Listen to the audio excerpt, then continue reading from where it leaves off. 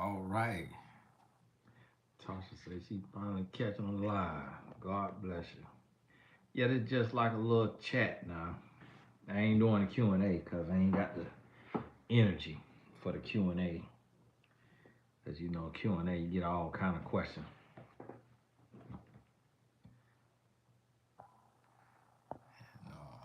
And sometimes the notifications don't go. I notice I get it, and it's my channel. I get the notification when I go back to my email. I see it on there. But I wanted to come on here and talk because I had to drive my son home. And so y'all forgive me if you hear him and my wife talking because they talking behind me. And sometimes they voice travel through. They talk like they high school best friend. They just be chitty chat. That's how my son is. He talk to me like that too. But he talk like we his best friend. I mean, non-stop. He been like that his whole life too. And he 15 years old and still like that. He talk non-stop. That boy love to tell you about everything that happened. But I wanted to pop on here, give a little time. Let this here get set up. A few of them notifications will go on out. Some people see it in the email, and then we'll West Coast might have some of our West Coast people on here. Folks over in Europe and Africa, I think they sleep already. But we'll see. And there's not a Q&A.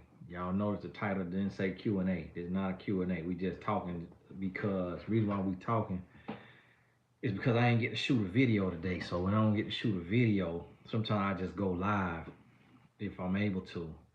And trying to do better than I did last month, because last month I wasn't, doing too much. And right now I'm eating me some meat. Somebody asked about the ribs. I'm on the keto for a week or so. Can't do that stuff too long sometimes because it mess your body up, depending on your body type. But wanted to pop on here. If you missed the earlier one, it says Wednesday night chat. You'll see it posted from this date. But I wanted to pop on here because some of y'all sent me these messages, DMs on Instagram of some divorces that's happening. Now the one my wife said was old. I think it was Miguel and his wife. I don't know if it just happened or if that's old. I don't know. And now Tia Mowry, I think it is, and her husband. Now it's something about this, and I want you to understand, like certain people, and especially certain people, we have an ability to look at people, and we just kind of could read them. And I don't know where it comes from. I don't know if it's a spiritual gift, like a discernment, or for me, if it's just from being quiet my whole life and just studying people, observing people, reading people. So a lot of times I could look at people and just kind of tell what they're struggling with, what they're going through, and I've kind of put it into different categories based on how the world treats us. And the world treats us a lot of times based on how we look, and then beyond how we look is where we come from, what we've gone through. And so when you understand that, then it helps you. I read once a man said that a man's history and his biography equals the makeup of who he is. And so you have to understand that a lot goes into this. And that is why marriages fail, because of the history and the biography of a person. A lot of times when we get with somebody, what's up, man? A lot of times we get with someone, you talking to high school. I say you talking to your high school bestie. It's even the thing on the soccer. So we just go. Yeah. So we just come home. We don't speak, and then we go film live without saying hello. Y'all was talking. Okay, but so you couldn't just like do a little like, hey, I'm about to film live. I did, but So what you talking about? the door was closed. We closed. talking about your life. The doors are closed. Divorce. Oh, you want divorce? Yeah. Well, you tell them if you come home and don't speak to your wife, and then come film live first before saying hello. That's how you get a divorce. Well, I was upset. That's why I came right here. So you so Because you were just chit chatting, ignoring me. how ignore you? You come in the house and come towards me. So you and your feelings for no reason. And so okay. You let them know you headed towards one. Don't say that now. Did you say power in the words? Yeah. When stuff could be in the future. You got on me when I said it looked like he broke his arm, but that was in the past. It doesn't matter. It doesn't matter. Like. Is this on right now? They can hear everything? Yeah, it's on right now. Okay. Alright. So you let me know you speak to your wife when you come in the house and not have an attitude for zero reason. I spoke to you telepathically. But y'all was talking so vigorously. But But see, really what it was, I told him I'd be on here 10:30 and it was 10:29. So I'm like, let me hurry up. Because, you know, some of y'all got to go to bed early. So I figured somebody come on here 10:30 ain't on here. They're going to be like, see, he done lied again. And that's what get on there. And then radio over there. So I was like, he got her attention. They'll be talking about an hour. I go shower. So I just came over here talking about how much he be talking to us. Because he taught me to. Exactly. So you got your conversation in, and then he comes tell me what happened, soccer, you gonna hate. That's how you be hating on me when he be telling me what to do. Oh, you need to hurry up and take a shower. He needs to shower. I'm like, you can't talk to his daddy. He's talking about nothing. We're talking about important stuff. I heard y'all. Exactly. Like. No. You ain't care that I came home. Okay, you're right. I'm gonna show you. I'm gonna show you, but I can tell you. I'm gonna show you. You ain't care that I came home. I'm gonna show you. I'm gonna show you. Like, hey, wait up on me now. I ain't gonna be on here long. Just come on here and talk about the divorce. I'm gonna sleep. Huh? I'm gonna sleep. You can't go to sleep till he go to sleep. Watch me. Now, see, my wife, we've been married 15 years. So, I love the fact that she coming into her own. She used to come to the door and just stand there and just sign language. She's still standing here, by the way. But now she's talking about Mr. Tony needs to listen. Exactly. But now she come and she'll go ahead and open the door and talk to me. I used to always tell her, I say, baby, this is yours. I'm your husband. You need to interrupt me. You can interrupt me. You can interrupt me for anything. I said in one breath, and then sometimes I don't answer the call because I be in the middle of a good video. But this ain't really work, according to them. But this be my word.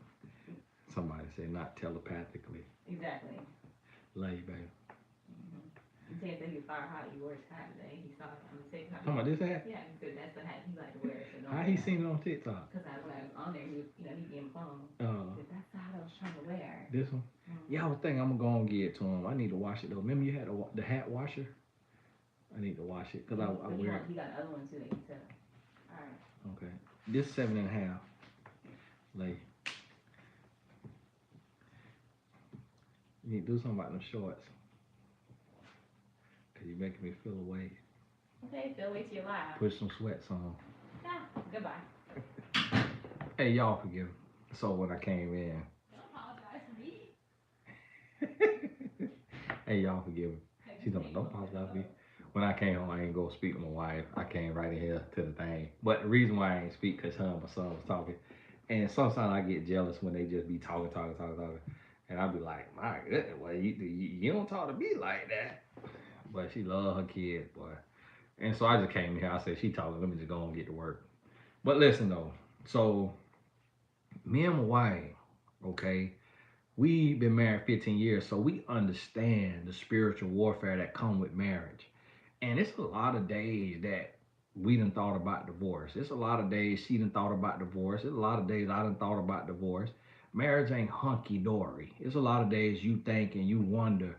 And me coming up, I've been coaching professionally since maybe 2007, for sure 2009, 2010. And so it's a lot of times when I'm young and developing and I was coming up and I would be coaching somebody and the woman will sound perfect. So the devil gonna jump in and play on that. Man, what if you married a woman like that? What if you married somebody like that? And I'm pretty sure when we go out, and I can't speak for her, but I just understand humans. And this how humans is. It come to times to where you face tough times and you go through some stuff and you question and wonder, did I make the right decision? And you have to decide every single day. But see, what you see happening in this celebrity world with these divorces, now understand that these divorces and stuff that's happening in the celebrity world, they happening every day. They happening every day in everyday life. But what happens is it doesn't get televised when your neighbor get a divorce. So we just see the celebrities, but the same thing happening with our parents, with our friends. There's a lot of people on here that have been through a divorce. And the reason being is what you, and I used to say Hollywood relationships is for your entertainment. And the reason why I say that is because it's so much perversion in Hollywood. It's so much temptation. It's so much.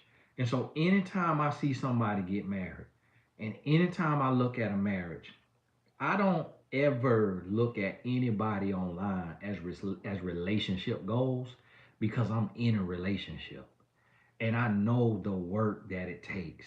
And somebody posted the other day. They posted Lil Durk in India, Moneybag Yo, and I think her name Ari, and Lil Baby and Jada. Maybe they was on there. And it said which one was your relationship goals. And when I see stuff like that, whenever I see a couple, and I see these couples today, because like, as y'all know today, it's money to be made in relationships. Meaning when you show your relationship, not teaching on relationships, but when you show it's people making money too when they teaching on relationships, and but it ain't money. It might be money compared to they, when they used to flip burgers, but it ain't money. You feel me? The where you're gonna be comfortable and set. So understand that.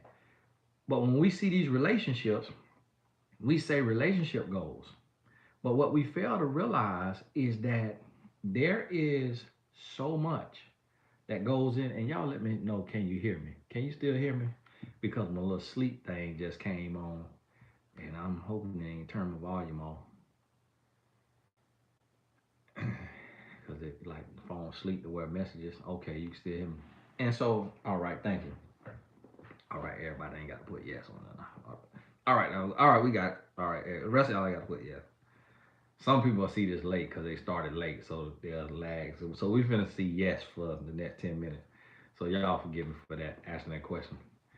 So when you see this, when I look at a relationship today, I'm gonna tell you what I do because I'm in a relationship. This is what I do.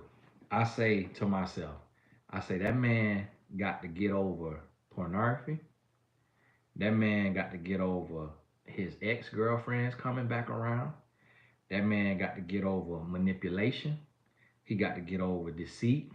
He got to get over control. He got to get over jealousy. He got to get over, all the temptation. He got to get over his work wife. He got to get over his social media wife. He got to get past his clients, his co-workers. I go through the list of everything that this man gonna have to overcome in marriage. And I look at his makeup. I look at where he comes from. I look at his lifestyle. I look at his habits. I look at how he moves. And one thing that I have learned is that if a man lacks morals, he won't be good at love. Because love is a moral act. And so when people be like, oh, my man smoke weed. My man smoke weed. Oh, when a man have any kind of addiction, when a man got addiction, when a man have a vice that has control over him, it lets me know that it's going to be very, very hard to make a relationship work. Now, 1 out of 1,000 can do it. You're going to have some exceptions to the rule, but very, very rarely can a man have an addiction or a vice and make a relationship work. And I want you to look around, unless the woman got the same type of stuff going on in her life and they codependent. But look around at every man you know, every man you've ever been with, every man you've ever met who has some type of addiction or vice, eventually his relationship fails. Because love is a moral act. Love takes courage, love takes discipline, love takes sacrifice. So it is next to impossible for a man to love a woman purely if he has not gained self control of himself. And that is why we see so many divorces. Now, yes, women are the cause of divorce as well. But from me being a relationship coach for the last 15 years, what I have found is most of the time it is the man. And the reason why it is the man most of the time is because most men do not know how to be faithful. Most men cannot curb that appetite to cheat. Most men cannot conquer lust. And that's why when I work with these sports teams, these college teams, these young men, I talk to them about curbing their lust. I talk to them about abstaining from pornography, abstaining from masturbation, abstaining from sex to gain control when they in college. Because if you cannot gain control when you young, you may never gain control. And so what happens with a lot of men is they cannot build a relationship. And I'm gonna tell you, when a man takes and makes it all about his woman, when he cuts off his social media wives, his work wives, his best friend, female best friends that he actually is in love with, but calling them friends, when he cuts off every other woman and he does what the Bible say to ravish in the bosom of his wife. Now, it's two sides to this, and this is what women don't understand. It's two sides of this, and it's hard now. It's hard. And this is where I failed at in my marriage. I was like every other man that I ever knew. And I was a womanizer. I was out there. And I played sports. So women love athletes on average. A lot of women love athletes, if not to love or date, to at least sleep with. A lot of women deal with athletes. And then if you're an athlete and you got a little talk game, and or you come from a good family, it's a lot of factors that go into it. And so for me, I was dealing with a lot of different women. And when I got married, it was I had to turn that switch. I had to flip the switch, and it was hard. For the first 2 years of my marriage, I struggled. It was hard. It was just I was 23 years old, so I still was wandering eyes. It was hard to turn it off, and that's what a lot of people don't understand. A lot of women don't understand that about men, and women have this fairy tale. Most women have a fairy tale that being faithful for a man is going to be as easy as it is for a woman. And it is easier for a woman because of how women are raised, how it's like your daughter. You don't let your daughter walk out the house with her bra off, but your son could walk out the house with his shirt off. But that woman could lust, that older woman across the street could be lusting at your son's chest. And so with my son, he come home the other day, I teach him about his body the same way I would teach if I had a daughter. So he came home and his shorts was on and he had this right here standing up in his shorts. And so here go his shorts and here go his meat leg. Like this right here. Lump to the side. Now y'all forgive me, I'm transparent now. I teach real. I say, son, what is that? He says it's my private. I said, no, that ain't what we do, son. I said, that ain't what we do. I say, we do this right here, and we put that thing down. I say that middle right there I say you put that down, and you tuck and roll. You don't just let it sit up there. You don't let it just sit up there on your thigh like that, son, because it's women who will look at that and be seduced, be turned on, and some women will prey on you. Some women will come and run a game on you, and it's some men that's attracted to men that'll be coming after you. I say, listen, you put that thing down. I say, I got the same thing, and I guarantee you, yours ain't bigger than mine. But you don't walk around here seeing me just, just sitting up there when I'm out and about. You got to put that thing down, be decent. I say, because if I had a daughter, I say, do you want me, if I had a daughter, would you expect me to let her walk around with a camel toe? I tell her she need a longer shirt or she need to get some pants that don't split up that vulva like that and have them vulva flip across that little crease in them pants. I say, so the same way I would do a daughter, the same way I'm gonna do you. You need to have some decency and respect, and you need to tuck that. You hear me? Because this ain't about that. We ain't walking around with no Jezebel spirits. And I have to tell him all the time, because see, he had body issues growing up, having a little extra meat on his bones. So now he got an abs. So right after the game, he want to take his shirt off. Every other player got their shirt on. He want to roll his shorts up so you can see his thigh muscles. And see, that's I have to talk to him about that. And I'm using my life and my family as an example. And sometimes they don't like that, but I have to let them know I'm a minister, I'm a teacher. I gotta be transparent. I can't just go in here and talk down to people and talk at people like I ain't living and dealing with what I be talking about. So we have this stuff out here, and these spirits is real. And a lot of times women don't understand how a man is, you know, built and how a man is wired. And that got to be renewed in a man to be turned off when he get in a relationship. So what I find from being a relationship coach for 15 years is majority of the time divorces happen because the man cannot be faithful. That's the majority of the time. People say finances, ain't nobody getting divorced over money. That is a byproduct of infidelity. That becomes the molehill that is turned into a mountain. I have never once in my 15 years of relationship coaching coached a couple that was going through a divorce that said we are getting a divorce over finances. But yet that's what they put on Google, that's what they put in these reports, and that's what all the financial coaches say. The number one cause of divorce is finance. No, it is not. Don't nobody care about no money. Money do not have more power than love. But what does ruin these relationships is infidelity.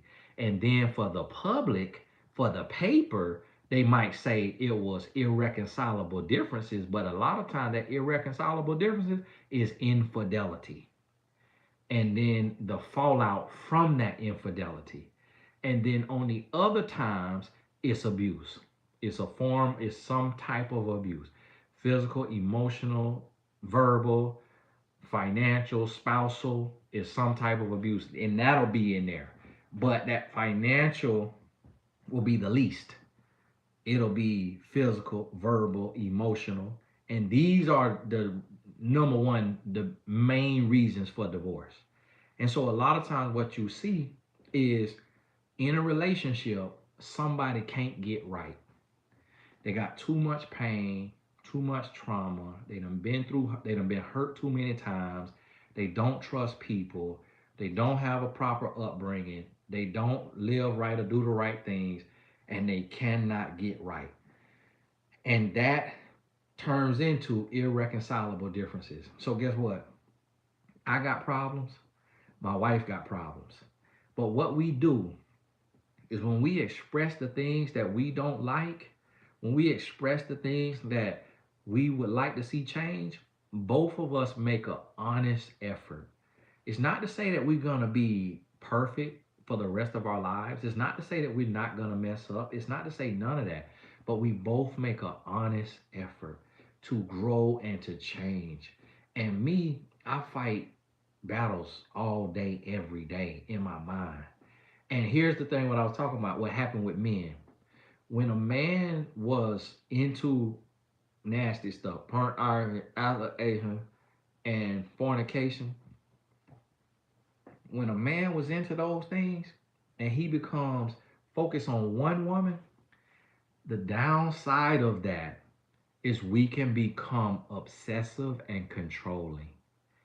And that has to be changed. And a lot of people don't understand that.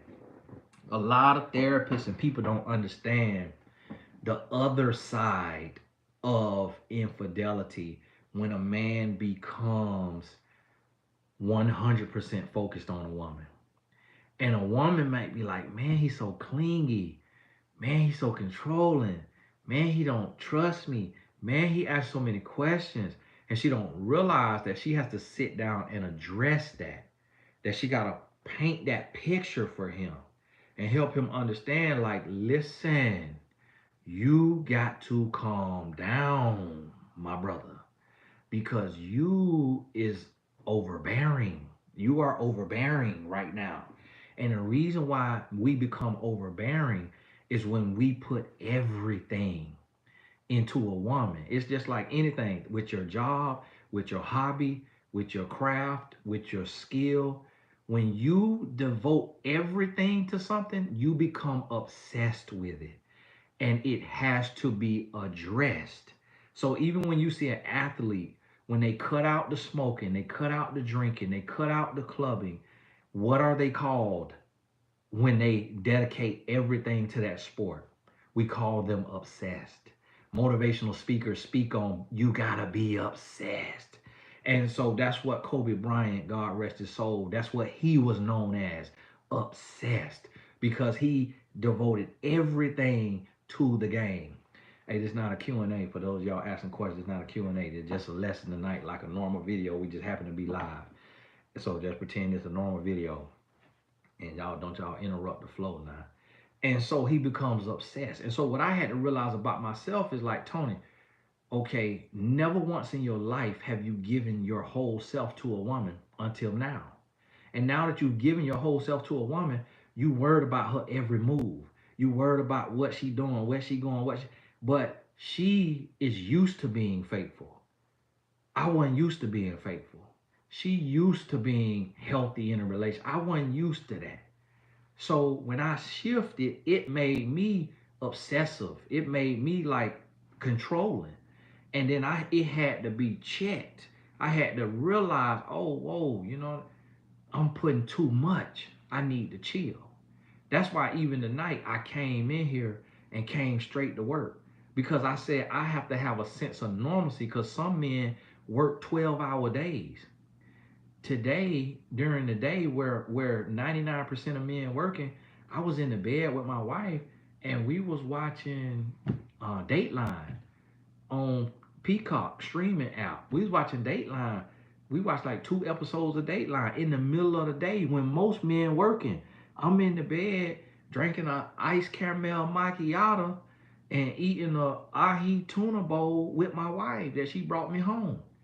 And most men working in the middle of the day. So my first time working was at like 1 p.m.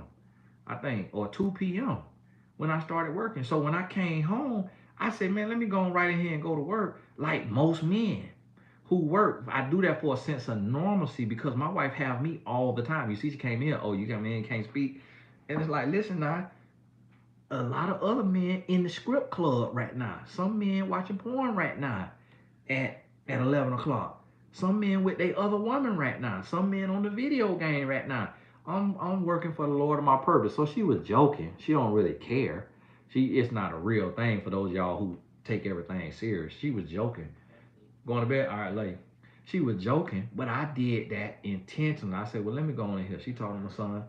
And I did that to almost to just break myself out of being so immersed.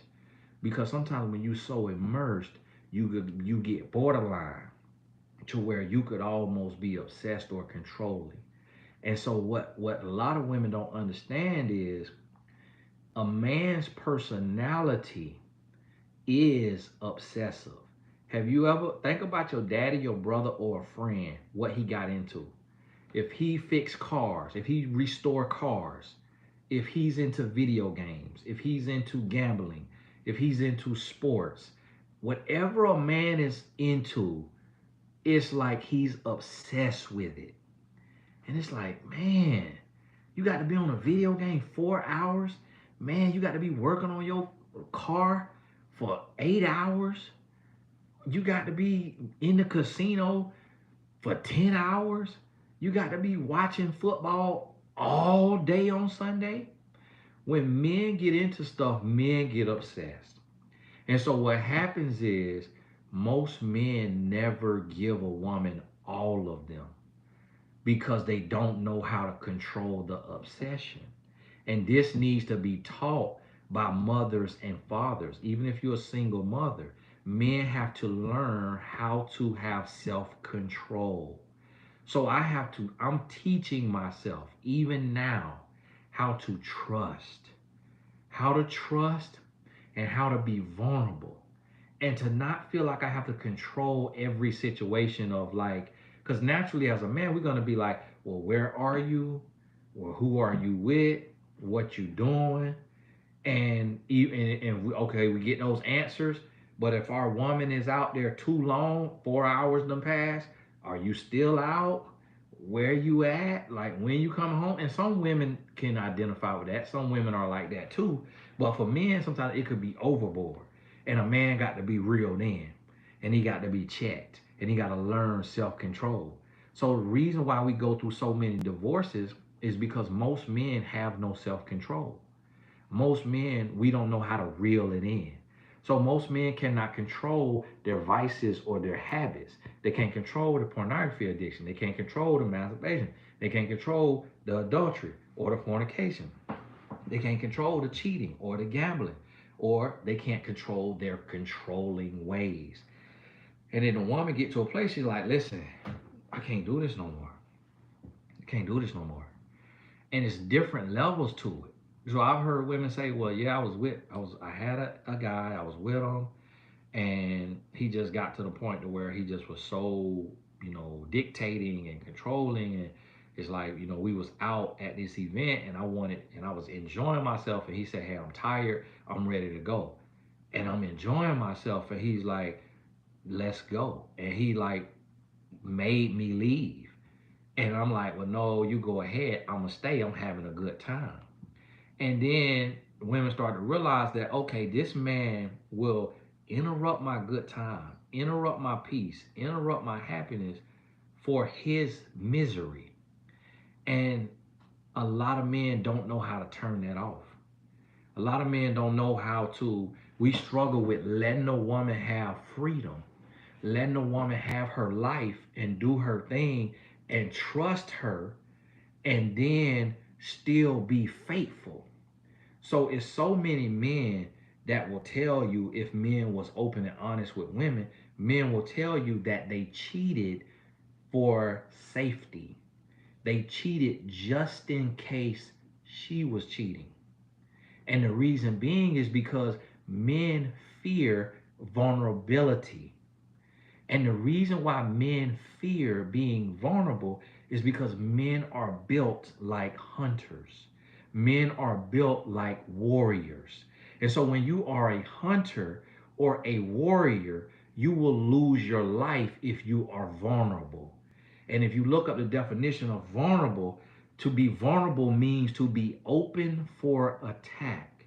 So most men never become trusting and vulnerable in a relationship because a man's greatest fear is being violated. A man's greatest fear is being hurt. A man's greatest fear is giving his all and not getting all in return. Giving everything and being hurt. But women do it every day. Women do it every single day. Women give their everything and get cheated on every day. That helps you understand that men and women are not wired the same. So, and a lot of times we don't go back to, even if you think it's a metaphor, you can learn a lesson from a metaphor. Some people think Adam and Eve is metaphorical. But when you look at it, Adam was created for dominion over the earth. And Eve was created to be a helpmeet to the man. So the woman is naturally wired and built for love. But society has forced a woman to be able to get it how she lives, to get her own. And that's why you hear so many women say, I'm tired of grinding. I'm tired of hustling. But you rarely to never hear a man say, I'm tired of the grind. I'm tired of the hustle. That's why athletes end up ruining their legacy because they never want to retire. Shaquille O'Neal played for almost every team in the NBA because he did not want to retire. But in his prime, he was the most dominant center to ever play the game. When you look at these boxers, a lot of these boxers go brain dead and speech is slurred and they lose their mind because they never want to retire. And it's very hard for a man to ride off into the sunset. We very rarely see men ride off into the sunset in any industry. It's hard to get a man to sit down. But how many women gladly, cheerfully, and happily leave their job to be full time in the home? There are millions of women in America who are full time in the home and they have no desire to go to work because they are wired. A woman is wired for love. And when a woman is wired for love, but love is not happening, then she channels her ability to grind. A woman is capable of grinding. A woman is capable of hustling. A woman is capable of being a millionaire or a billionaire. A woman is capable of that. But even when you look at Gisele Bündchen and Tom Brady, look at what they're going through right now and why this marriage is so difficult. Gisele was at her height, y'all say. I didn't know anything about supermodels, so I didn't really know who she was. And am I'm looking at paying attention to other stuff. So I knew Tyra Banks, which probably I don't know if she was like a real supermodel, but I knew Tyra Banks and I knew Naomi Campbell, but I didn't know Gisele Bündchen. But let y'all tell it, she was number one in the world, which I don't know how, but and I didn't know who she was. But it's just because I wasn't into that kind of stuff, all that right there. So I'm focused on real life. See, some men know about all the models because they in the masturbation, they in the pornography. I was in the making them myself. So I wasn't paying attention to no supermodel that I can't touch, that I can't reach. And so I ain't know about her. But y'all say she was number one. And I knew the name after I heard it later. But what did she do? She gave up her career for family. She gave up her career for family. Somebody said she was making so more than Tyra and Naomi, and she could have been making more than both of them combined because of skin color. We don't want to talk about that part now. But she could have been making more than both of them combined. I don't know. I would assume so. And so, but she gave that up. So what does that say about a woman? And then now here Tom is, old as Methuselah. And thank God he on my team now. But Tom, old as Methuselah, and will not sit down. That right there is a microcosm. That's a microcosm of men and women. That shows you right there the difference between a man and a woman. Why won't this man give up his stardom? Because Gisele Bündchen was the Tom Brady of modeling. And she gave it up to be a wife and a mother. But Tom Brady won't give up his career, which this year is causing some brain damage because that helmet keep hitting that ground. Because he getting sacked. He getting sacked. And so he won't even walk away from a violent sport because a man is built to hustle and to grind and to chase and to hunt and to go after. And this is why marriages fail on average. Now, there will be men who want to come in here and twist my words. He said every marriage fail because it's the man's fault. Like a woman ain't never cheated. And like a woman ain't never the reason. And ain't nobody say that. I say on average and majority of the time. And I'm in the trenches coaching it. So if you ain't in the trenches dealing with the couples, then hush and listen to somebody who is. I ain't talking about reading no stats, because one thing I'm gonna tell you about stats is they be lying.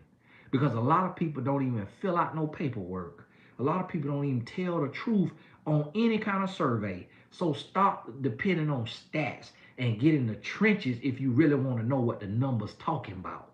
And so I'm in the trenches and I'm seeing it real. I'm seeing it firsthand, live and in effect, like kid and play. You hear me? So listen to me. Men struggle with marriage because a man is built more like a beast than like a civilian. Meaning, and I put this in a book, and I think a white man read the proposal of my book, Husband Material. He said, I can't relate. How you can't relate? And you the same race as Jeffrey Dahmer. How you can't relate? You the same race as Ted Bundy, Harvey Weinstein, Jeffrey Epstein. Talking about you can't relate to a man being a beast. Man, if you don't shut that mess up and get out of here, R. Kelly, Bill Cosby, these people with money, these people with fame, and look what they get into. So it's like, how these people got all the sense and all the greatness and still become what they become.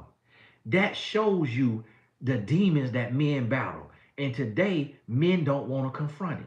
Men don't want to confront it, and women don't want to admit that men deal with different demons than women. The same spirits that occupy a man is not the same spirit that occupy a woman. A man's struggle look totally different than a woman's struggle. But so many women want to get on a soapbox. It's not that hard. It's not that hard to be faithful. It's not that hard. If you can't be faithful, then don't get married. I hear so many women saying that, but not understanding that the reason why the man get married is because he's trying to do the right thing, because he want to be a productive citizen. Why do you think a drug addict go to rehab? Because they want to come off the cocaine, but it's not that easy. They want to change their life. Why you think people leave the hood? They want to change their life. But when you leave the hood and you go into another environment and they don't accept you because of your accent or the way you dress or your skin color or your lack of education, and they won't give you no real job, then what you do? You go back to scamming. You go back to drug dealing. You go back to robbing. You go back to where you come from. I seen my cousin go do 3 years in prison for drugs, came out and went to work a regular job and was working a real job and tried to work a real job. And he called me one day and he said, Cub, I can't do this, man. I'm making $250 a week and I'm working 8, 10 hours a day at this factory. Cuz I used to make 250 in an hour, in a second when I was out there. He said, Cuz I got to spread my wings. He said, Cuz, can you pick me up and take me back out to St. Petersburg, Florida? I drove him to St. Pete, dropped him off around 4th Street, 5th Street, 4th Avenue, 5th Avenue, what it's called, right off the exit. Dropped him off out there somewhere. He got out there. 2 weeks later, I got a call. He dead in the streets. He tried to change. He worked a regular job. So that's what happened in a relationship. A lot of men, honestly, with men, it got to be pounded into a man. From his father, from his mother, from his brother. It's hard to reach men. My son is amazing. He's 15 years old and he still dance on my last nerve. I still feel like I'm uphill battle with him. I could hear this, I could hear the music from his AirPod. I'm way up in the front driving my Sprinter. Y'all know my Sprinter 24 feet long. He's sitting in the middle of it. I'm way up in the front. I could hear the beat. I said, son, what you listening to? He said, a Future song. I said, you supposed to be listening to rap music? He said, before practice. I thought you said I could listen to it before rap music. I said, I didn't tell you to listen to that before practice. I say, you don't need to be listening to rap music, period. I say, you need all the grace in the world. You can listen to Christian rap, but you don't need to be listening to nothing secular right now till you get straight A's. Because he got a couple A minuses and might have a B plus. I say, until you get them grades up, you need to be praying, fasting. You need all the favor of the Lord. Cut that music off and don't let me hear you listening to it again. But my son is a great kid, straight A, but I'm still hard on him. And then I told him when we coming home, I say, son, one day this gonna make sense to you. He say, Cap,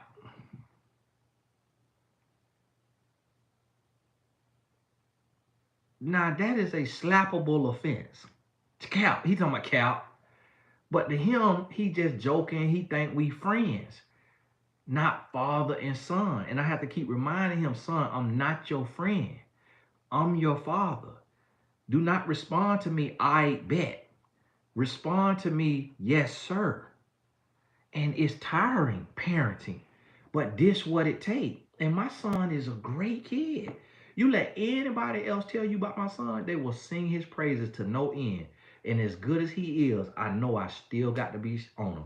Because guess what? People said the same thing about me. That I'm an amazing kid. I never got a detention. I never got wrote up. I never got suspended. I never got in trouble. But what did I do? Become a womanizer, become a drug dealer, become a thief, become an abusive boyfriend, a toxic lover, and I was raised amazingly. And this is what we do not understand, that the battle that men are facing and the reason why men are so under spiritual warfare is because God called the man to be the head of the household. And so the adversary attacks the head because if he can get the man like me to be controlling, to be insecure, to be a cheater, to be a deceiver, to be manipulative, if the adversary can get me to be all of those things, then he will destroy my family. And if he destroys my family, then guess what? He's destroyed my lineage. He's destroyed my sons. He's destroyed my wife. And then my purpose, me, I'm rendered null and void.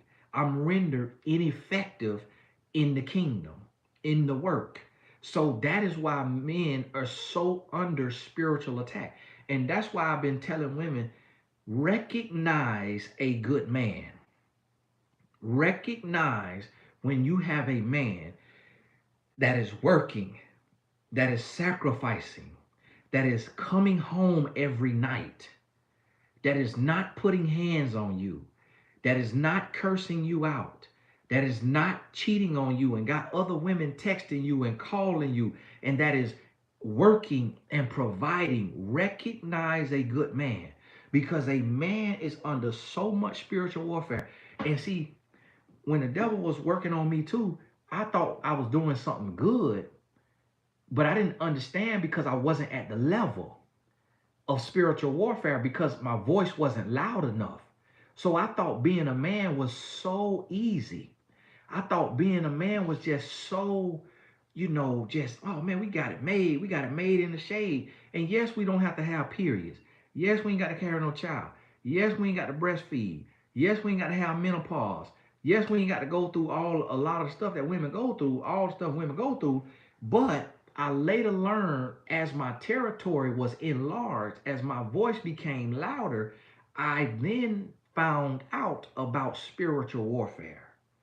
And that's when I started to understand why Adam was deceived, why Cain was deceived, why uh, Joseph was attacked, why Abraham was tried, why Moses was tried, why Solomon was tried, why David was tried.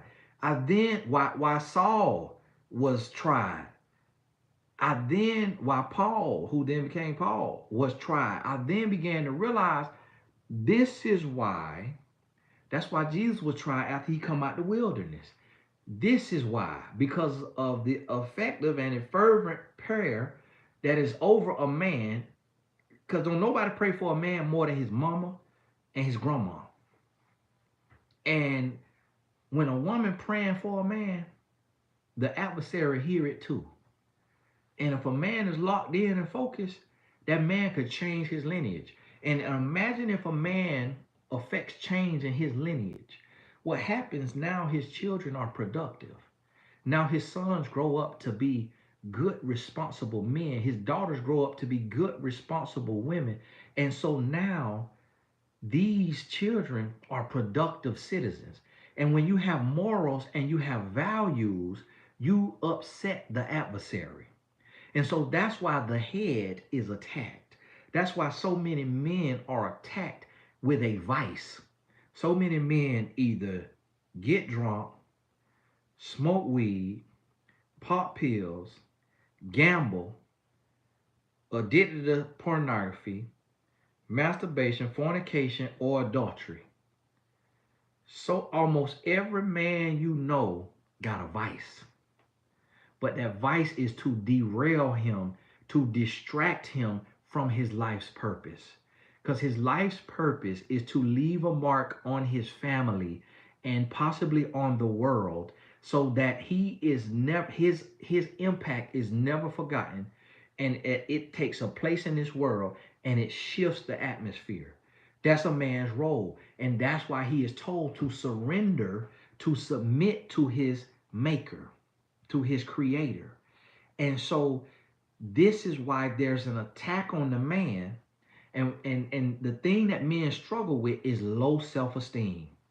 And I communicate this to my wife, but it's extremely hard for women, especially certain type of women, women who was raised in a certain way. But I communicate the importance of affirmation. Men have to be affirmed, and women do too. But men struggle with low self-esteem. Men struggle with insecurity, and a lot of times it's insurmountable. It seems insurmountable. So the words from a father, the words from a mother, the words from a wife, the words from a girlfriend, the words from a coach or a teacher, it builds a man up. It fuels him up. There was a exercise in the Indian tribe to where when somebody committed a crime, they would bring them into the circle, and they would have every other person tell this person one good thing they love about them. And that person would never offend again, because affirmation and life being spoken into you, when you hear what you're capable of, when you are praised for what you're doing good, you do not want to go the other way. You do not want to be bad. And so today we are dealing with broken men. We're dealing with insecure men. We're dealing with men who do not know who they are under God and in the kingdom. We're dealing with a lawless man. We're dealing with a lover of self. We're dealing with egotistical, money hungry men. And that does not go well in marriage. When a man is so focused on money and his career, and he's given to his vices to drown out his insecurities and all of those things, it breaks him down. And so a lot of times this man becomes abusive in the form, emotionally, physically, or verbally. And it could be cheating, it could be controlling, it could be insecurity. And then here's what you see. Most of the time when I talk to a woman and she filed for divorce, typically the only time is when she knows she's going to get a nice alimony or spousal support, or she has her own money. A lot of times when a woman is ready to leave and she's being cheated on or abused, she feels forced to stay because she is a nurturer. So she'll sacrifice her happiness and her peace of mind so that her children have a roof over their head and the same level of living. And then when the children are gone, then she can find a way to get out because she doesn't necessarily need that roof and that level of living. But even if the man just makes enough to take care of clothes and schools and bills, if she's not able to do that, a lot of times a woman won't leave. And so she becomes trapped. And that's why people say, well, why don't marriages last now like they did with our grandparents?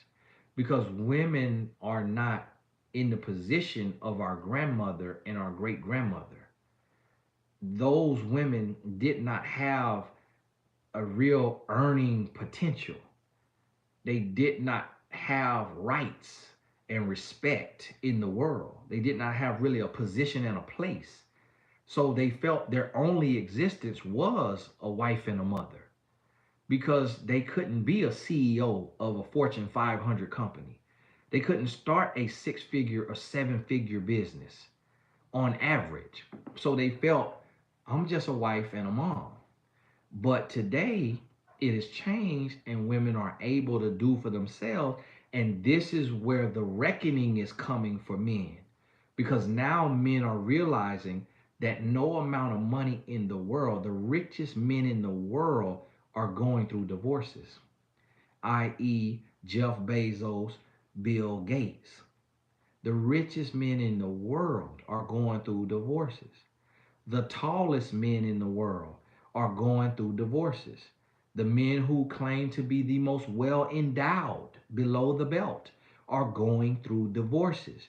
When you look around, you see women who are leaving men who are packing, so they say, below the belt or in a bank account. They're getting left because women getting fed up and they're saying, I could do better on my own. And so you have to understand that this is why this is happening because women no longer forced to stay. And now some men are filing for divorce, and it may be for similar reasons, or it could just be he tired and he wants something new. Now, a lot of times when I see men file for divorce, it's because they may feel, and so this the one of the things, one of the mistakes we make as men is we try to quantify a woman's efforts and contribution in the household monetarily. And so I heard a young guy actually say on a podcast, like, I can hire a chef, I can hire a house cleaner, I can hire somebody to do my laundry. So what are you bringing to the table other than that? And that is a mistake that men make. That's a mistake I have made. And so what happens is you see a lot of pastors getting divorces and the wife isn't filing for divorce. The pastor is filing for divorce and then going and marrying a woman who is a high profile woman. And the reason why you see that happening is because the pastor is looking at the wife or the man of money. It could be a producer. We saw a producer, a music producer do this. We see that happen. A lot of music producers. We see athletes do it, and we see pastors do it. You see a lot of times when men get money, if their woman doesn't make money or make as much money, the mistake we make as men is we look down on the woman because we say, you don't earn what I earn, and you're not treating me like I'm special. You're not treating me like a king. So as men, we make the mistake of wanting $1 million worth of treatment. So we will want to be bowed down to. We will want to be praised like King Tut. We want to, and so we say when a woman treats us like our stuff stank, we like, oh, you don't praise me like other women. You don't desire me like other women. And that's because the woman lives with us. She see the bad in us. She smell our boo-boo. She clean our dirty drawers. She is there when we are toxic, controlling, angry, demeaning, reckless, ruthless. She goes through all of that. So she's not going to treat us like the women we come in contact with on the job or in the church congregation or in our business, in our life. And that's one of the things that happen. And so a man will divorce his woman because he say, you don't bring anything to the table because you're not affirming me every day with verbally. You're not making love to me every day. You're not cooking every day, or you're not cleaning every day, and you're not bringing money to the table that we can build this empire with.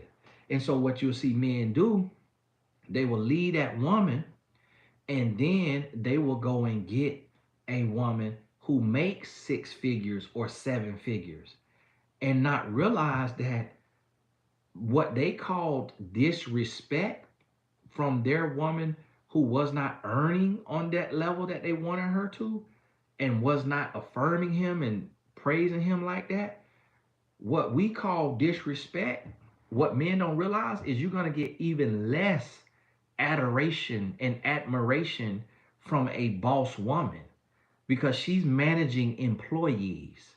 She's managing her career. That is tiring.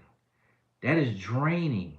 And it's also may be outside of her nature, but she had to do that or learn how to do that.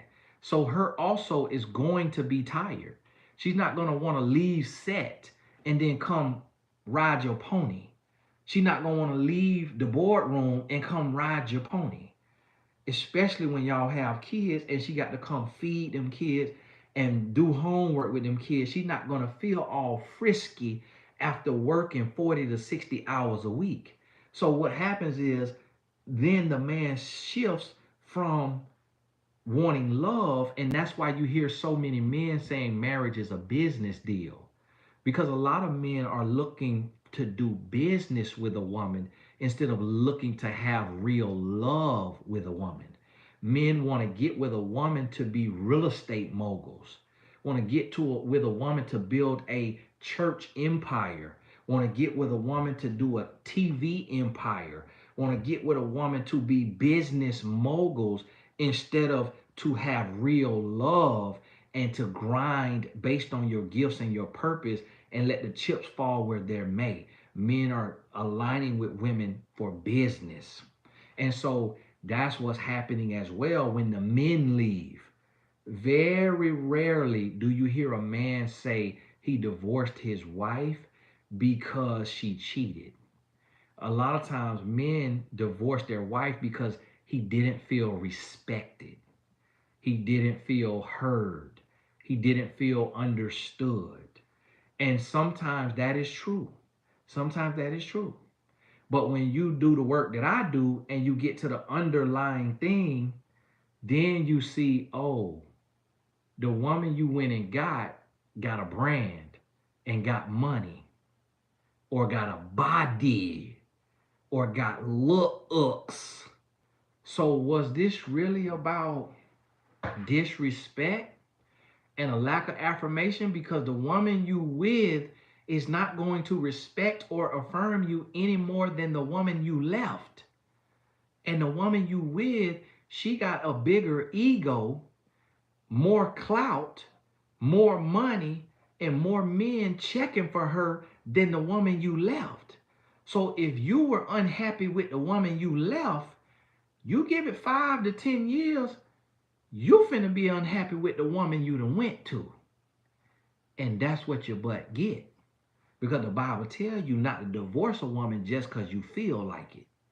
The Bible tells you you can't divorce that woman unless she cheats on you in with adultery. So leave her because you bored, because you tired, because you don't like how she talked to you. Guess what? The next woman you finna get the same thing. And that's what a lot of men don't understand about divorce. That you're going from one problem to the next. And one thing I have learned from being a coach, and majority of my clients are women, when I coach women, it made me happy to be where I'm at.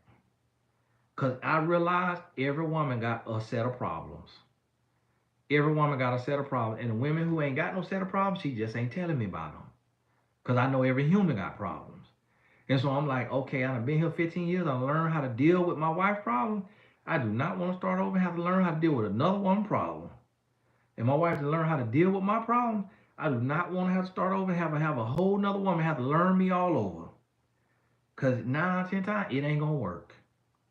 And so 50% of marriages are failing, 60% failing within the first 5 years between the ages of 21 to 25. But now the second marriage, the rate of failure is even higher. It's going up to 60 to 80%. Because when you get it wrong the first time, it's highly likely you're going to get it wrong the next time. Because what you don't realize is that it's going to be hard for any two humans to coexist.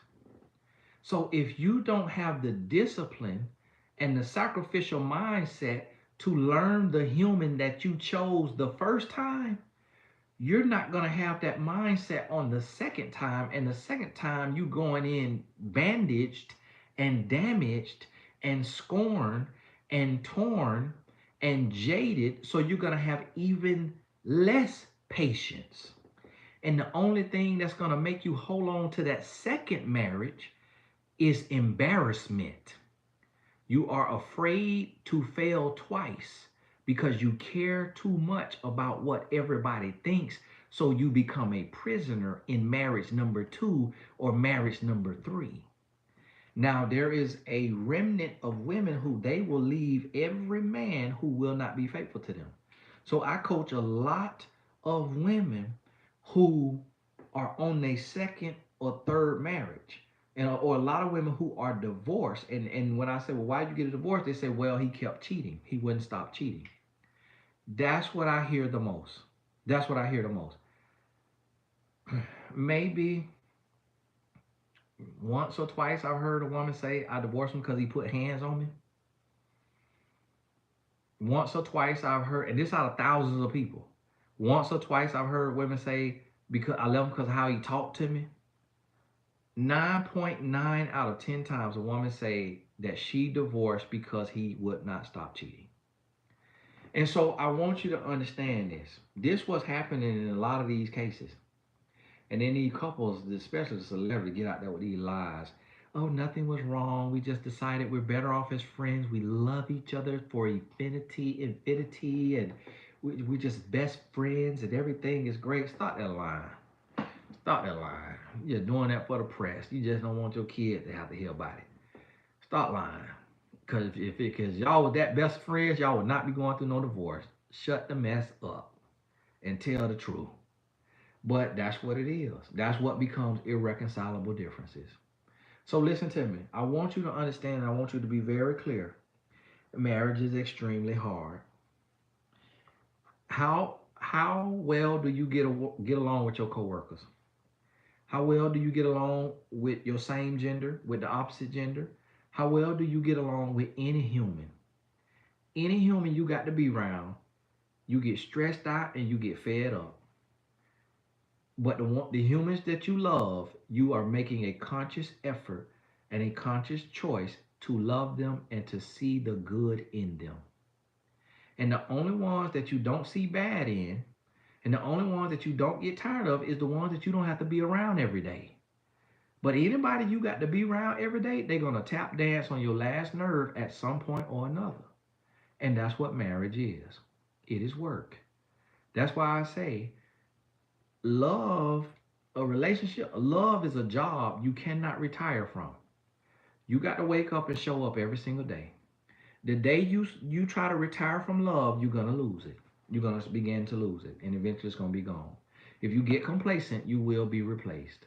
If you get complacent, you will be replaced. That's a little slogan I made up. If you get complacent, you will be replaced. So marriage is work. Marriage is selflessness.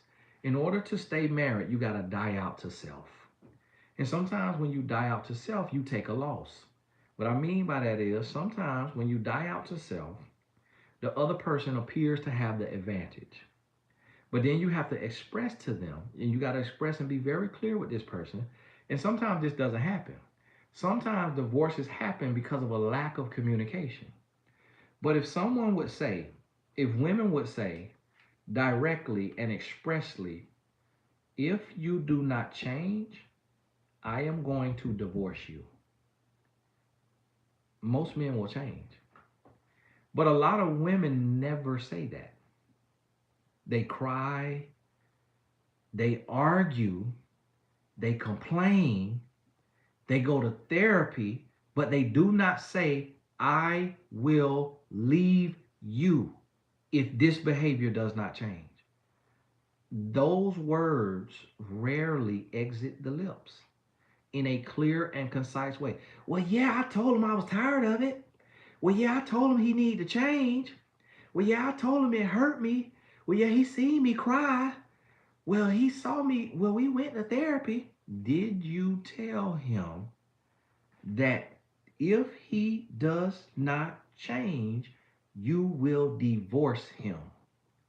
And did you say it cool, calm, and collected? Not in the heat of the moment, not on a text message, but in a time of peace after the fight. After y'all done come down on the other side of that argument, did you express that to him? Because you know what he has heard? From his parents, he heard, if you don't get right, I'm finna wear your behind out. What he heard from his coach, if you don't get right, you will not play. You will be kicked off this team. What he heard from the police, if you don't follow this law, you will rot in jail.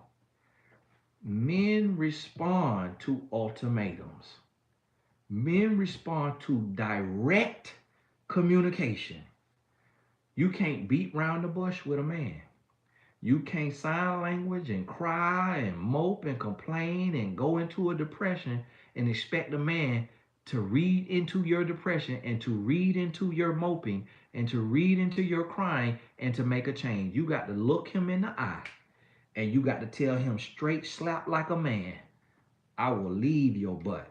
And I'm telling you right now, I'm telling you right now. And if you don't care about me, if you don't love me, then try me and watch and see. And I'm guaranteeing you right now on everything I love, on my child head, on my mama head, on my brother head, on every head you done ever met that come from my side, I'm guaranteeing you right now, I will divorce you in a heartbeat if you don't tighten up and get this thing situated. And what a lot of women don't understand, that's the only thing a man gonna respond to. But he is not gonna respond to screaming. He not gonna respond to crying. He not gonna respond to moping and complaining. He not gonna respond to counseling and therapy. He gonna respond to you.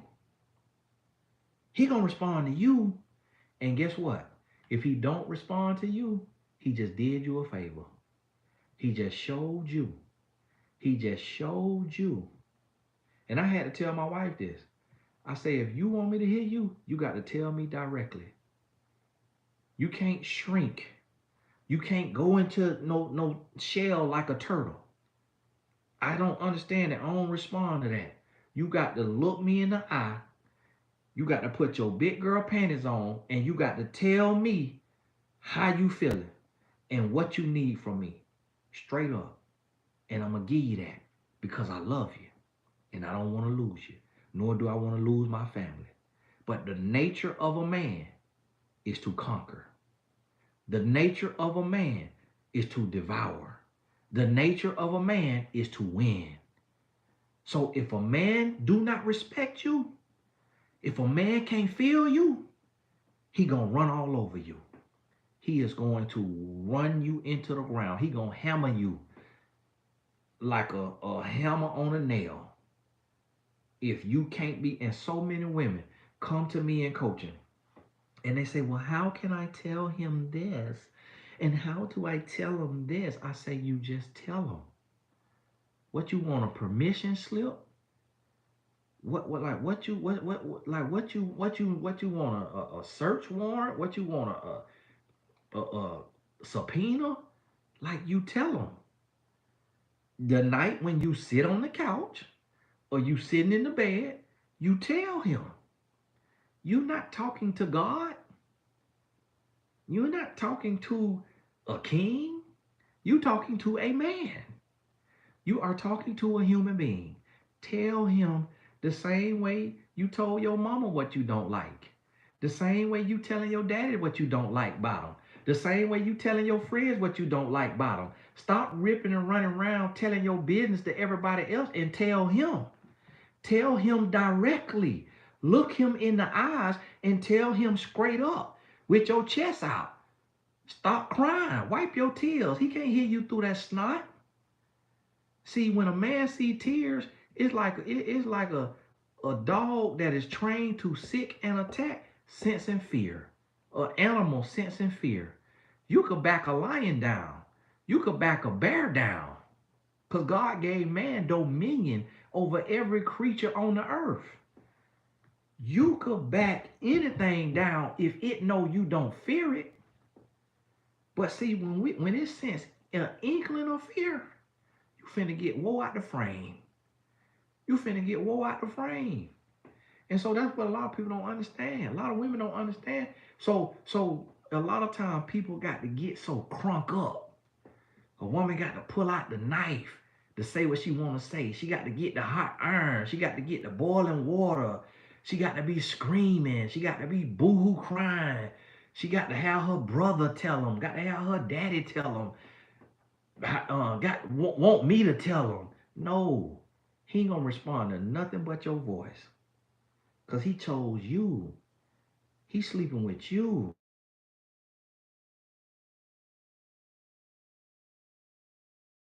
Talk to a man. A man don't care about no another man telling him what to do who he don't know. We barely listen to our daddy. We barely listen to our daddy. How many men you know listen to their daddy?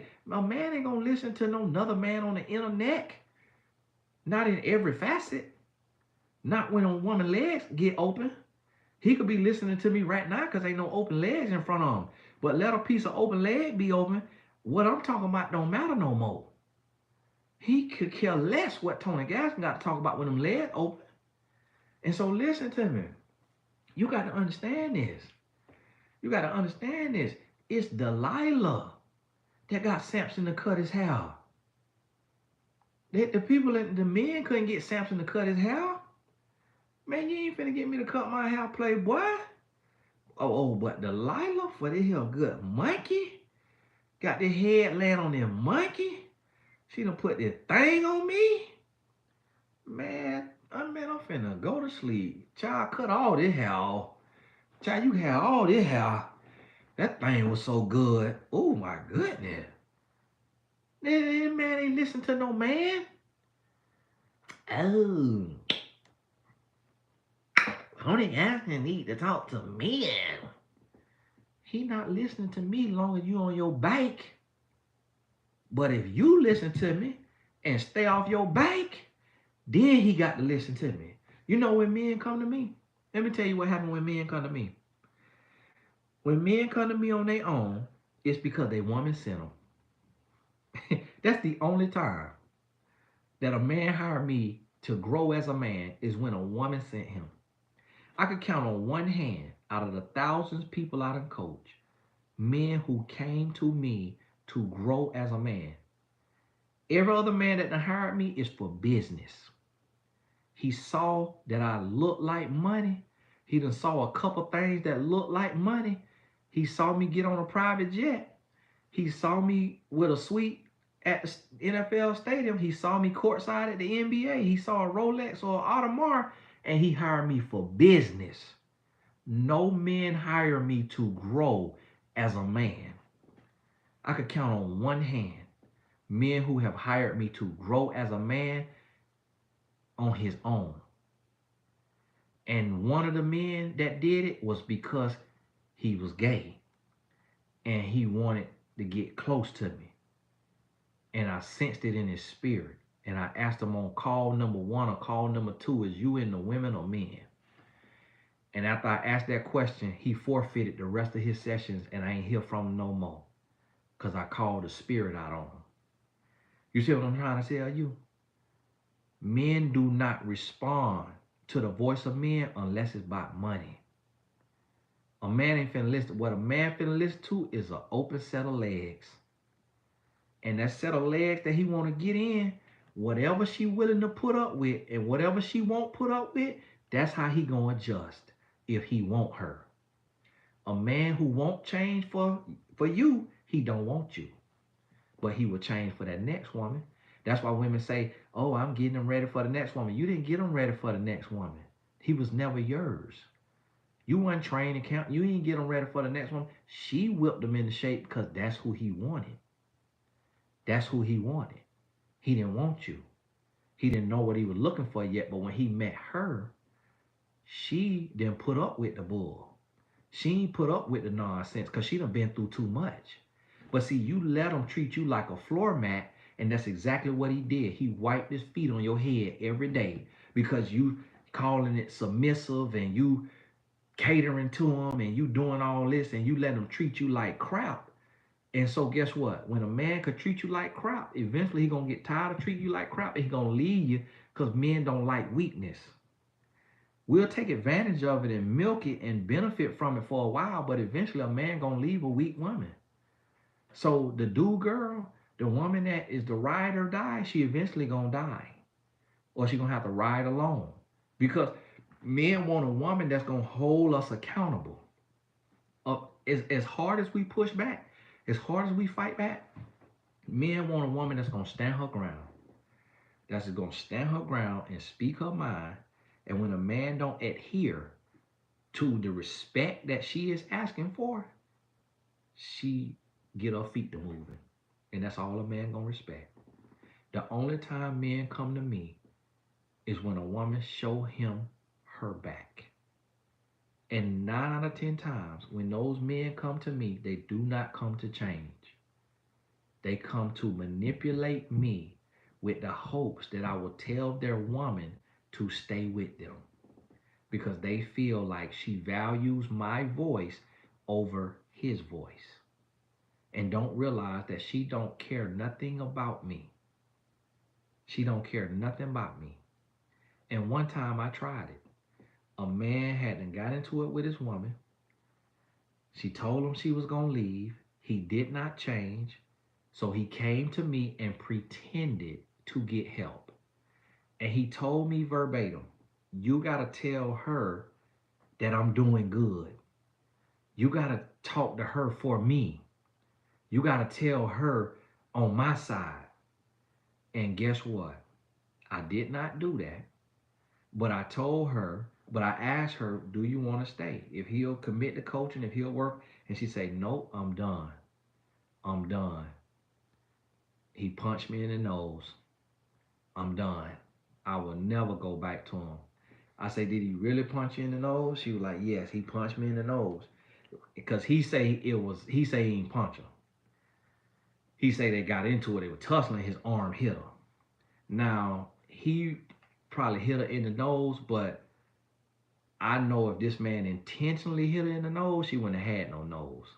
This man know how to hit now. This particular man, he know how to hit. She wouldn't have had a nose. So he probably hit her, but it wasn't something to where he tried to break her nose or tried to really knock her all the way out. But it was enough contact for her to say, mm-mm, no siree. And I asked her, are you gonna stay? I wasn't finna force her to stay. I wasn't finna try to convince her to stay. And I told him, I say, bruh, I call it straight down the middle. I can't be bought. I'm like, I can't be bought now. Don't think just cause, I know you or this and that I'm finna tell this woman what you want her to hear. I am here to help. And whoever wrong, I'ma call it out. And whoever right, I'ma call it out. And so what happened with that, I say, okay. I said, okay. She said, I'm gone. And I let him, hey, bro, she done. You done too much. So guess what? But see, the man think that if I tell the woman to stay, she gonna stay. That woman don't care nothing about me. She wanna see him change. She wanna see him grow. And if he will truly grow, then she will be there and stay with him. She'll submit in all. And so guess what? The same man who fake change and then he bought other men. See, some men could be bought. So some men who got power or money or influence, they buy their pastor. They'll get a pastor that 10% and then they'll go do counseling with the pastor and the pastor tell the woman what the man want her to hear. They'll go and pay the counselor or the coach or the therapist more money than they done ever been paid, and he or she will tell that woman what he want her to hear. Some men with money, power, and influence can get a woman coach or therapist to be on his side. See, I can't be bought. And so when the man come and men who fake change, guess what? The woman leaves them and they next relationship, they go through the same thing. And the men tell the woman that they know me, and they tell the woman that I'm their coach, and then the woman comes to me and come to find out he doing the same thing he did in the last relationship or the last two that I knew him through. And now in this relationship, he end up in the same way because men do not change for men. A man is only going to change for God or a woman. And it's sad that it's that way. It's sad that most men cannot change for themselves just to be a better human being. That it gotta be for God or a woman. And a lot of times it ain't for God. I really don't see men change for God. I see men change for a woman. That's what I see the most. Some men, now when I say this, I'm not talking about every single in the world now. I'm talking about the majority. And so this what and see what I want you to understand. It's not that men are evil. It's not that men are just horrible. It's spiritual warfare. It's an attack on the body. It's an attack on the family unit. It's intentional because if you could break the man down, you could break the family down. Hey, I'm tired. Y'all see I'm taking a long blank. I'm tired. I gotta go. Oh man, it's midnight. Man, I'm up here just a serving. My watch running. I don't even think I'm burning these calories because it's 81 beats per minute. But the thing said I'm burnt 600 calories on this call. That Apple Watch be lying to you, boy. Oh yeah, I am burning calories. I forgot you do burn calories all day. But thing said I burnt 600 calories. I've been on here 88. So listen, if you missed any part of this live, go back to it and listen to it again. Go back to it and listen to it again. Listen to the whole thing so you can understand the dynamics. This live is explaining the dynamics between men and women and why these marriages are failing and the work that need to be done. And somebody say, well, Tony, what can we do? If you are raising children, raise them the right way. Get out of your way. Teach them what you did not know. Train them up in the way that they should go so that when they are old, they will not depart from it. That's what the Bible says. And if you are a grown woman or a grown man, we have to hold people accountable. So if this message needs to be inverted for you and you need to focus on the woman in your situation versus the man, humans have to be held accountable. So what women are doing today, women are reinforcing toxic behavior. Women are reinforcing toxic mindsets. And so there's women agreeing to polyamory. There's women agreeing to respectful cheating. There's women agreeing to absolute nonsense. There's women agreeing to sex on the first night. There's women agreeing to letting a man live with them, letting a man use their car, loaning a man money. There's women reinforcing so much stuff that if a man don't want to change, he just go to the next woman. And until women wake up and stop getting mad at men giving y'all the game, and stop seeing it as an angle or as a scam or a play or a ploy. Until women stop seeing it like that, until women stop looking at it like, oh, you just telling us what to do, oh, you just telling us what to do, oh, you just, all you want to do is talk to the women, you don't want to talk to the men. Until y'all get the knowledge, and this is the thing about women, this is the problem with women, and it's equally just as worse as men.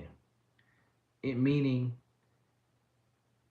so many women that hire me for coaching tell me they've been watching my video for years, and they is hiring me for coaching because they did the exact opposite of what I said do.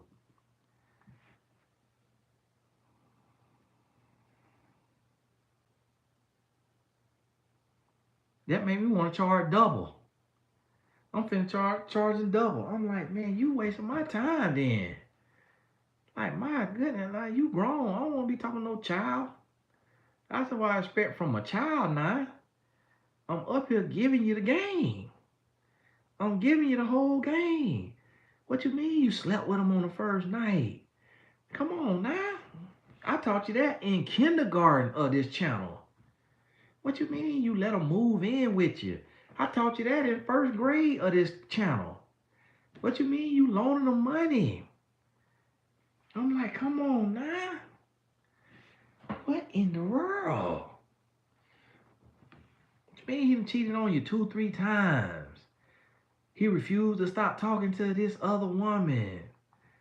Okay, what you still there for? I'm like, come on now. It's too many men in the world.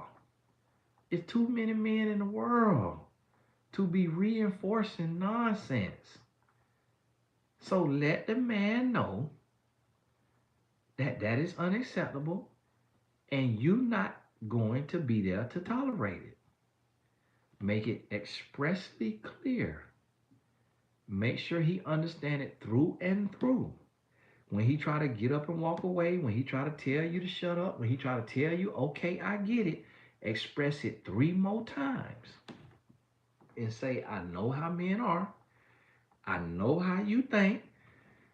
And I know you think that I'm bluffing. Please don't make me show you. If that man, if you mean what you say, if you mean what you say, and my wife taught me that today, because it was something I was doing in business, and she say, do not put that line right there unless you 100% mean it. So if you want to deal, if you want to deal with this right here being the reaction, delete that sentence. Don't put that. And if you put that, make sure you really bite it. So listen, don't y'all come on here taking my tactics and you ain't really about that life. Don't come on here and then hear what I'm telling you, and then you go tell this man that this behavior that he exhibited is not acceptable, and you will divorce him or you will break up with him if y'all not married. Don't go say that to that man and then that man try you. Because one thing about men is we read people. One thing about men, we read people. We know when you bluffing, and we know when you serious. A man know when you ain't bought it. A man know it when he got you. So don't go out here running off at the mouth. The woman who sold the wolf, who cried wolf now. Because when you tell that man that you will leave, some of them going to try you. Because that's just how men are. Just like how your son try you. You done told your son over and over and over what to do, and he keep trying you. That's how men are. Your male students, your male clients, every man you know push buttons and try you. Because that's how we are. So when you get that ultimatum, you better be about that life. Because if you ain't about that life, you gonna lose all he gonna lose all respect for you. When he try you again, and all you do is yell, cry, and stay, all your respect gone. All your respect gone. It's a wrap. It's a wrap. You'll never get the love from him that you want. It's done. It's over with. Benito. Men do not respect weakness. Men do not respect weakness. In no sense of the word. Men got big egos. Men will push you all the way. That's why people come to me for coaching, because the woman says she was fed up, or the woman telling him she tired, but he will push her all the way until she leave, and then try to beg her back. And sometimes what men don't realize is that that last push, that last straw, was the straw that broke the camel back, and ain't no coming back from it. You should have listened to her when she told you. So if you a man who happened to just tuned in, and you got a girlfriend or a wife, and you ain't doing right, and she expressing to you that you at the end of the road, she expressing to you that she fed up, she tired, I'm telling you, my boy, you better listen to her. Cause when a woman fed up, it ain't nothing you could do about it. You hear me? Too late and talk about it. You hear me? When a woman fed up, it's a wrap. So you better tread lightly, and you better really read them signs now. Because that's how a lot of men die. They can't tell when their ops done playing with them. They can't tell when their ops done playing with them, and they keep poking the bear, and their ops come and get them. That's the same thing. Some men can't read the signs.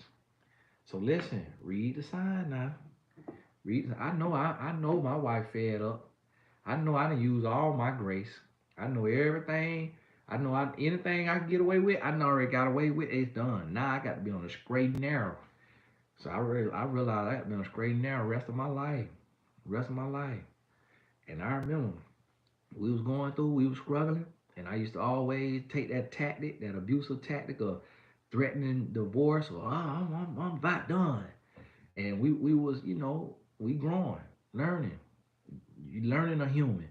And she said, one day you gonna mess around and say that, and you gonna get it. I say, oh, okay now. I say, all right, she ain't never said that now. I say, so the fact that she said that, I said, all right, I need, okay. Because my wife ain't no bluffer now. She ain't no bluffer. And she don't say too much, and she don't say nothing that she can't back up. So when she go to say stuff, I was like, okay, all right. Because I know who I'm dealing with. I know who I'm dealing with. And some women, soft as cotton candy, so a man don't respect you. So, hey, God bless y'all. I'm here musky as a polecat. So when I do this, my body be releasing, all the different, I'm in here. I'm like, all right, good now. Come on. Speaking, you know how sometimes your body go to internally inflame or internally heating up when that spirit get to moving. So I need to go in here and hop in this shower and wash this hairline out and go ahead and, get on the bed. And yes, somebody say I got a great wife.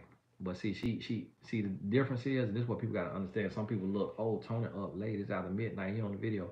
But our life is different. So me and her had our Netflix and chill in the middle of the day.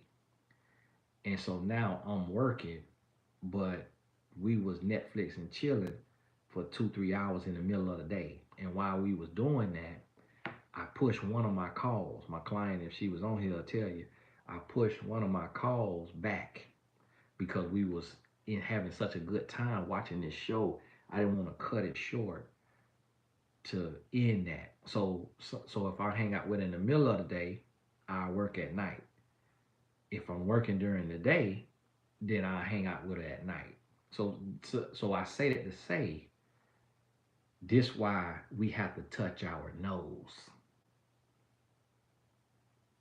when we looking at somebody else's business, because people have to do what work for them. So when I used to work in the group home with the developmentally disabled men, one of my clients that was in the house, he had a saying, touch your nose. He's touch your nose. And my wife always tell me I need to pay him royalties because I be using the man line. This is why we have to touch our nose. Because a lot of times we on the outside looking in, we trying to read into somebody's marriage, and we trying to speak problems on their marriage, and we trying to see what's going on with their marriage, and be wrong as two left shoes, be wrong as an upside down GPS, and just got all the discernment and be just the loud and wrong. One time Ply said that about me. He subliminally tweeted me because I tweeted the worst thing you could be is guilty by association. Because at Ply, I added him because he had an album called Goon Affiliated. And I say, that is dumb. Why would you be affiliated with goons? Because when they go down, you going down. And he did tweet it after that. The worst thing you could be is loud and wrong. Meek Mill did me that too. I used to call them rappers out. He did that to me too. Meek Mill tweeted me back one time. If you ain't God, don't say S to me. Hey, God bless y'all. We'll talk soon. And make sure you go and visit TonyGassisAcademy.com. That's where I put that's my serious face over there now. That's the corporate side of me, TonyGassisAcademy.com. Over here, I'll be cutting up a little bit. Over there, that's where it's just the lessons. Probably 30 courses on there. And some of them is replays from live Zoom calls. So the next time we're going to have a live Zoom, I'll let y'all know. But hey, God bless you. And we'll talk soon. I'm finna go and make sure, see if my wife sleep. If she sleep, I'm going to leave her sleep. But then I go in here. When I go in here and she sleep, tomorrow I'm gonna tell her where I work. I went to work because when I text you about what I text you about, felt like you curved me. So that's why I went to work. Hey, God bless you. We'll talk soon.